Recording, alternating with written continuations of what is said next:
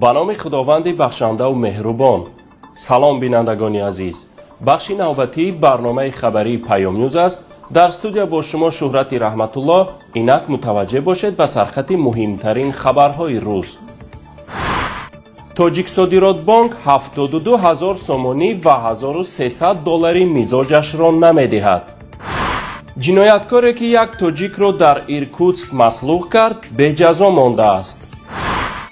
Гулнора Каримова кушта шудааст. тоҷикон дар Русия ғайб мезананд. муроҷиати Паёмнет ба муҳоҷирони Кории Тоҷик. як хонандаи мо навиштааст ки Тоҷиксодиротбонк сар аз моҳи апрели соли ҷорӣ на фоизи пулҳо ва на худи пулҳое ки модараш дар ин бонк амонат гузоштааст пардохт намекунад. Акмал мегӯяд, аз моҳи апрели соли 2016 ба бонки Тоҷиксодиротбонк ба маблағи 76 000 сомонӣ ва 1300 доллари амрикоӣ ба муҳлати як сол додааст. тибқи шартнома бонк мебоист ҳар моҳ фоизи пулро пардохт мекард, аммо ба ҷуз як моҳи баъди шартнома дигар Тоҷиксодиротбонк фоизи пулро пардохт накардааст. вақте ки барои гирифтани фоизи думоҳа меравад, кормандони бонк мегӯянд, аз душанбе иқдом шудааст ки маблағҳоро дар моҳи август пардохт кунанд. моҳи август ҳам мегузарад, намедиҳанд. модари Акмал ариза менависад ки ҳамаи маблағҳои гузошташуда баргардонида шавад. ахиран ваъда мекунанд ки 18 ноябр ҳама маблағро бо фоизҳои моҳҳои сипаришуда пардохт мекунанд. аммо то имрӯз пардохт накарда ба 18 декабр ваъда додаанд. ин хонум Раҳмонова Зуҳро ки бошандаи шаҳри Чкаловски вилояти Суғд мебошад, гирифтори бемории асаб ва фишори хун шуда айни ҳол бистарӣ будааст. писараш Акмал дар шарҳи ин қазия ба мо гуфт. як моҳи амон аввалро дод то моҳи проценташро дод фоизашро. баъд аз он тамом гӯяд то ҳамин моҳи ноябр аст ки ягон сум ҳамин проценташро намедиҳад. як бор модарам ба мо хуҷанд рафтам ба муфилли калонаш. дар онҷо ҳамон раисаш 200 сум пул дод ки тамом. модарам арза кардам барои ҳамо чӣ баргардондани ҳамаи сумаи мо ки мо дига ҳастам, аммо ҳамаша арза кардам, ҳоло ҳам барнагардам. аз байн як 5-6 моҳ гузашт баъд аз ариза. дар ин бори суд муроҷиат кардишонем. худи намояндаги банк гуфтан аввал моҳи август мешавад. то август тоқат кардем. баъд аз он гуфтам 18 ноябр окончательно мешавад. 18 ноябр мегирем. баъд аз он мани 18 ноябрам чӣ кардем? пойдем. акнун гуфтем ки 18 декабр мепойдон, 18 декабр баъд мегиридам. ман худам дар Россия дар шаҳри Москва қарор дорам. дар онҷо чӣ гӯям, рости гап ягон шахсе нест ки ба он кас ёрдам кунад. ва кас касали давлени мегӯяд. ҳамин ки чӣ шуд, ҳар дафъа давленишон мегӯяд. ман хай занг мезанам, чӣ мекунам, алда мекунам, хай модар зиҳд мешавам, мегирем пулҳоро. якон баъзешон ин қадар хуб мегӯяд. балинсия рафтам, балинсия рафтам камтар як миқдори 72 000 сомони тоҷик, 1200 доллари амрикоӣ. мақсади ман он аст ки ҳамагон фаҳманд ки метавр гапокор шудааст ҳамон Тоҷиксодиротбонк. шаҳрванди Тоҷикистон Содиқов Бахтиёр Бобоҷонович, сокини шаҳри Бобоҷон Ғафуров, кӯчаи Чапаев 51, соҳиби 4 фарзандро дар шаҳри Иркутски, Русия як моҳ пеш нафаре бо мошинаш пахш кардааст. вале то ҳоло на танҳо ҳеҷ кӯмаке барои муолиҷааш нарасонидааст, балки бидуни ҷазо мондааст. бахтиёр мегӯяд, то ҳол бо қарз барои табобаташ 200 000 рубл масраф кардааст. ягона даромади ӯ аз ҳамин мардикорӣ дар Русия будааст ки инак аз он ҳам маҳрум шуда бо кӯмаки бародаронаш муолиҷа мегирад ва зиндагиашро пеш мебарад. ҳодисаи пахш шудани Бахтиёр дар телевизиони маҳаллии Иркутск намоиш дода шуда буд, вале то ҳол нафари ҷиноят содир намуда, ки ҳуқуқи ронандагӣ ҳам надоштааст, беҷазо мондааст. В Иркутске задержан мужчина, который после наезда на человека оставил пострадавшего на улице. ЧП случилось около 8 часов вечера на улице Академической. По предварительной версии, 21-летний водитель на «Зебре» сбил 44-летнего пешехода, а после повез тяжело раненого до его дома. На кадрах видно, как виновник ДТП высаживает мужчину на улице. Со множественными переломами, черепно-мозговой травмой и ушибами легких его обнаружили соседи.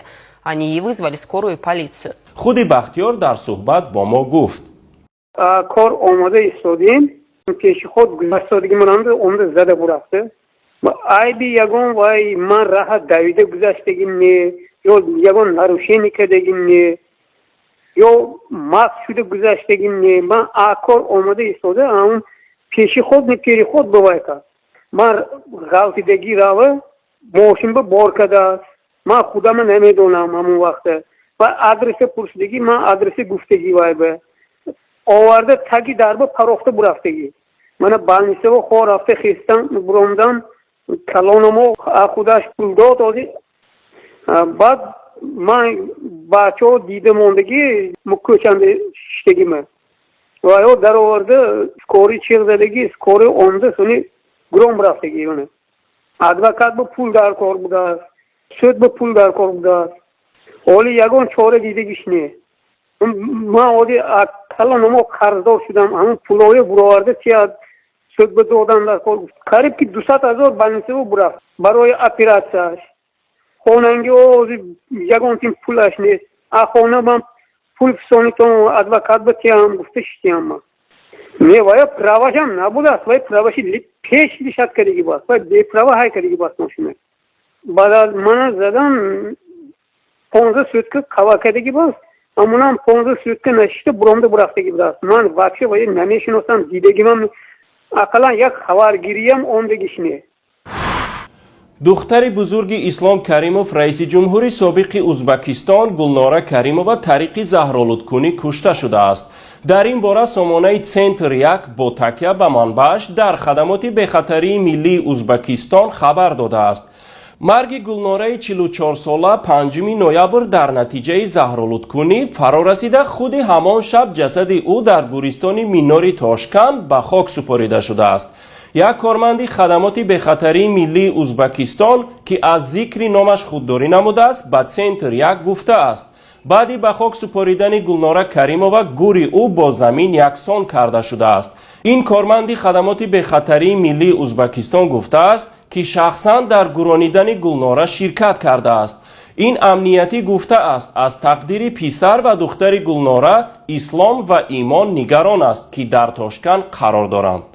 تقدیر تلخ گلناره یک عنعنه است قدیمه که فرزندان شاهان ظالم و مردم گریز بعد مرگ پدرشان از طرف درباریان قدرت طلب کشته می شدند. این عنعنه هرچند در کشورهای دموکراتی رایج نیست، در کشورهای دیکتاتوری و رئیس جمهوران یکعمری تا حال با موفقیت ادامه دارد. یک ماه اخیر به سامانه ما چندین هموطنان مهاجرمان از گم شدن تاجیکان در روسیه می نویسند. قبلا این گونه حادثه ها کمتر بودند اما یک ماه اخیر غیبزنی ها بیشتر شدند. هموطنان عزیز، ما از یکایک شما عزیزان خواهش می نماییم در این قضیه بی‌طرف نباشید. با ما بعض معلومات های رسیدند که بیانگری از طرفی که و برای چی دزدیده شدن مهاجران کاری تاجیک هستند ولی هنوز دلیل در دست نداریم و نمی توانیم قضیه را رسانه‌ای کنیم.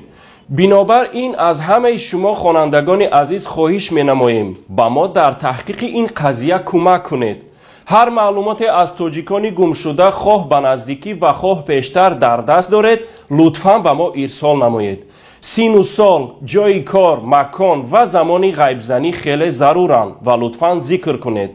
همچنین قد و بست، نشاندهنده های ورزشی، سابقه خدمت در ارتش، مکان زیست، همراهان و غیره می توانند در تحقیق مسئله کمک کنند. جز تحقیق ما تصمیم گرفتیم این قضیه را به گوش حکومت‌های روسیه و تاجیکستان و سازمان‌های بین‌المللی و جهانیان برسانیم تا به این عملی جنایتکارانه خاتمه داده شود. پس از تحقیق ما قضیه یکایک گمشدگان را در سامانه ما رسانه‌ای خواهیم کرد. همچنین از تمام هموطنان عزیز به خصوص جوانان که در روسیه استقامت دارند خواهش می‌نماییم مواظب همدیگر باشند تا حد امکان تنها نگردند. اگر نفری غیب زد در حال صدا بلند کنند، به جمعیت‌های تاجیکان مراجعت کنند و در جستجوی شوند. حتی نسبت آنهای هم که از طرف مقامات انتظامی و امنیتی بازداشت می‌شوند سهلنگاری نکنند و تا معین شدن سبب و مکان بازداشت و گرفتن وکیل دفاع از پیشان باشند. تنها با وحدت و پشتیبانی از همدیگر ما میتوانیم به این عملی جنایتکارانه خاتمه دهیم. خدا نگهبانتان. اکنون مختصر از خبرهای منطقه و جهان.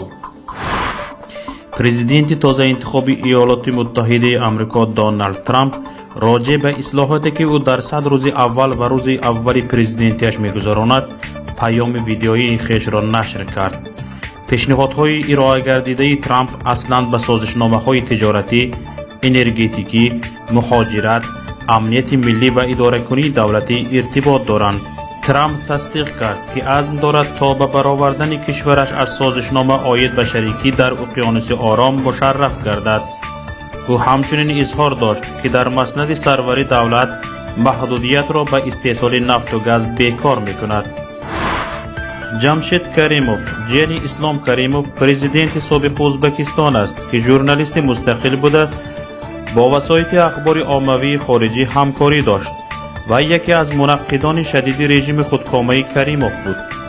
با نوشتن مقاله‌های تنقیدی معروف گشته بود. گفته می شود که جمشید کریموف را پس از 5 سال طبابت سال 2012 از بیمارستان روحی سمرقند به خانه‌اش شهر جیزخ جواب داده بودند، اما وی دوباره بازداشت می گردد و به کنج این بیمارستان افکنده می شود. گفته می شود تا کنون این جنی اسلام کریموف بیخبر از مرگ او در بیمارخانه روحی عمر خود را می‌گذراند. رئیس فراکسی پارلمانی حزب اتمیکن قرقیزستان آموربک تکیبایف گفت برای بیکار کردن دخل ناپذیری پرزیدنت این کشور المازبک اتامبایف حجت و دلیل جمع می‌آورد. به گفته این وکیل رئیس جمهور و اطرافیانش حکومت را غصب کردند و مخالفان سیاسی را فشار می‌آورند. او گفته است برای جمع آوری حجت و دلیل‌های کافی 2-3 ماه وقت صرف خواهد شد.